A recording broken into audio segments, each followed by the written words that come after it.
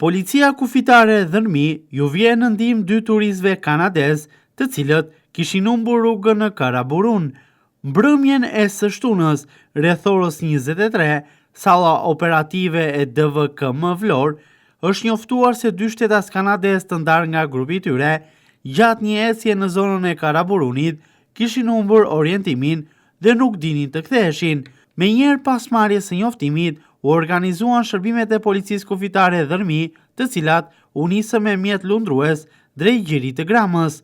Pas mbërritjes, efektivët e policisë vijuan kërkime në këmbë në terrenin e vështirë malor dhe në kushtet të errësirës, duke bërë të mundur rreth orës 24 lokalizimin dhe gjetjen e 2 turistëve, të cilët ndodheshin në gjendje të mirë shëndetësore. Turistët u shoqëruan në gjirin e Gramës dhe ju bashkuan grupit të tyre, ndërsa falenderuan shërbimet e policisë së shtetit për gatishmërinë dhe profesionalizmin e treguar. Policia kufitare e Vlorës mbetet e angazhuar për garantimin e sigurisë së qytetarëve, por edhe vizitorëve në çdo cep të territorit të qarkut.